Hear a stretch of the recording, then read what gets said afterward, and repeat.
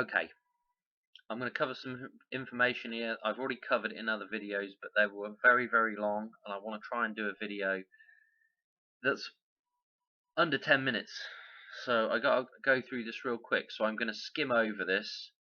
I'm going to miss out some bits and bobs here and there, but just bear with me. And if you want more information, go check out one of the other videos, because I'm sure I will end up having more in one of those. There's a 30-minute video on this basically that I just did the other day, so you can go and check that one out. We're going to be talking about the account that contains millions in your name. That should get a few people looking at this video. Maybe I'll have more than about 3 people looking at. Maybe 5 or 6 people might look at this one. Here's the thing, right? There's some guys out there that I watch, and I've come across this on a number of other occasions with the secured party creditor stuff as well, that there is some kind of account that the government creates, okay, that contains an awful lot of money that is there, supposedly there for you to use, so that you can pay your debts with that money. Well, that is kind of right. I mean, I'm not going to say that's completely wrong, but it's not. People are thinking about it the wrong way. Okay, it is there to pay debt, but only on the condition that you cannot pay the debt, or should I say, the persona that is you can't pay debt. Okay, or your debts. So what does that mean?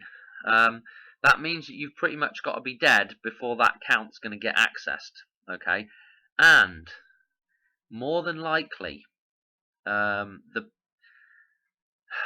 those debts that would be owed on your death, unless the people know about that account that are owed the debt, how are they going to claim any money from that account if they don't know about it? And most people don't know about it. In fact, I'd say nobody knows about it really. There's a few people, but I think they've got the wrong end of the stick when it comes to what that account is there for. Okay, it's not collateral. What am I trying to say? No, that's the wrong word. It's not your national birthright. It's not the wealth of the country divided equally among its citizens and then issued at your birth into a secret account that the government are then going to go ahead and reclaim later or trade on or any of that. I'm going to tell you why that account's there. That account is a guarantor account. It's a guarantee that you as a trader, that's what that birth certificate is, okay? It's a certificate that allows you to trade, okay? It's the creation of a trader, okay? That trader, in order to become a trader, and without getting into natural law, but in order to become a trader, you have to have some kind of guarantee that you're going to make good on your contracts. Okay, it's as simple as that.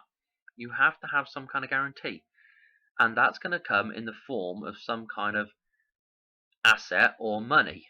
You know, when we get into actual physical assets, which they probably don't want to, because it gets more complicated when we've got fictions that are holding real physical assets. Probably, I mean, you know, the whole monetary thing when it was in gold and silver was probably a very difficult one for them to get around. But nowadays it's not a problem because there isn't really any money anyway. It's all fiction. You know, you're passing an IOU, which is a fiction in its own right, and so nothing's real. Anyway, I digress a little bit there. But what I'm saying is, you, that account there that they've created or attached to a second birth certificate or whatever they've done, because I watch these guys over at the Glossy channel and that great stuff that they do over there. But I just think some people have got the wrong end of the stick there. That is a guarantee account. In order to be a trader, I mean, if you take a step back and think about why that system had to be set up in the first place, why we had to have a fictional system in order to trade, it's because a real man cannot be bound by a contract.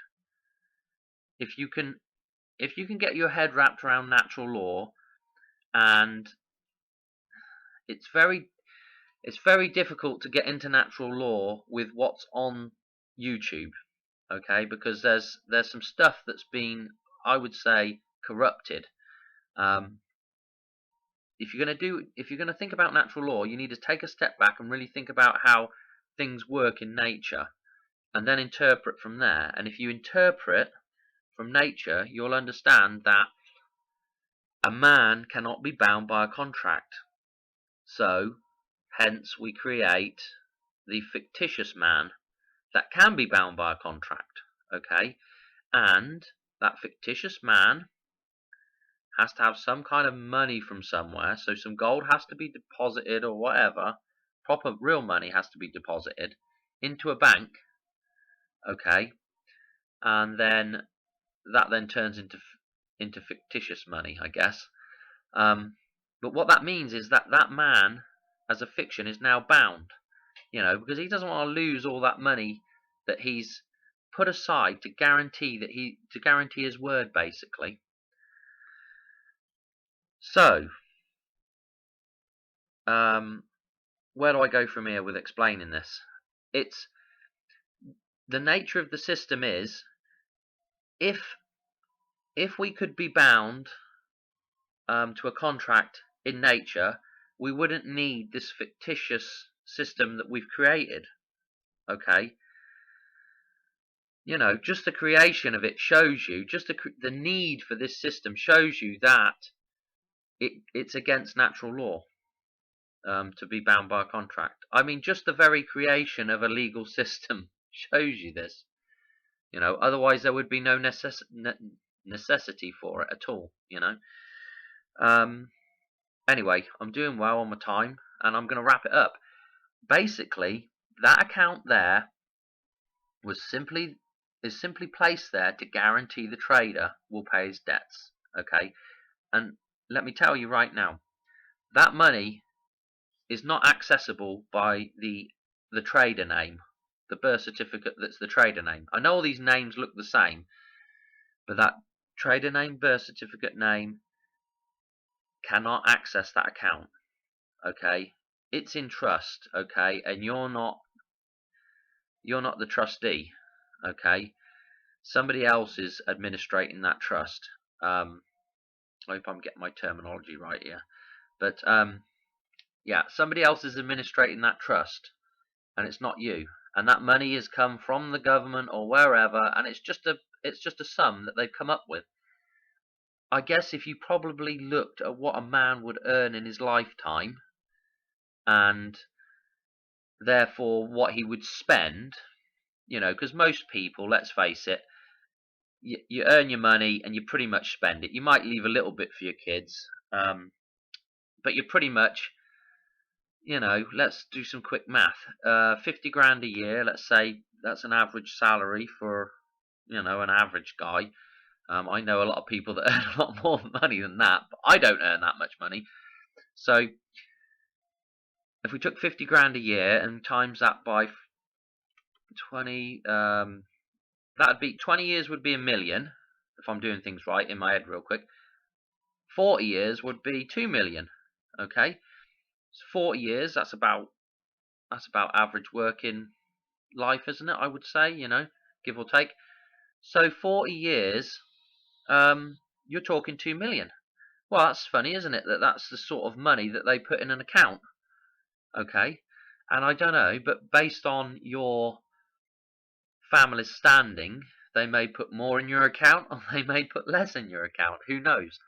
But what I'm saying is that 2 million that you'd earn in your lifetime, you're pretty much going to spend all that. So that would be your debts that you would need to be covered for. Okay, because if you decided that you weren't going to do a damn thing, but just run up $2 million worth of debts over your lifetime, then that money would have to be there in that account as the guarantor account. I'm just thinking on the top of my head here now, but that would explain why they put that sort of money in there. That money is not accessible. So these secure party creditors, I'm sure they've all ended up in a bit of bother about it all, because it's not accessible, and it's not there to pay debts in the sense of your everyday debts. When you have the ability to pay that debt, you're still bound to pay the debt. Now, if you go ahead and walk out on it and disappear, then that account would probably be accessible. Or if you went ahead and died, that account would probably be accessible, but it would only be accessible to somebody that was owed a debt, and they would have to know about it existing, which nobody does. So I don't know if you can get where I'm going with this, but I wanted to do a quick video on it so that people, maybe, I think 30 minutes is too long for a video basically, so I'm just trying to cut this stuff down. Anyway, that's the video. Hope you like.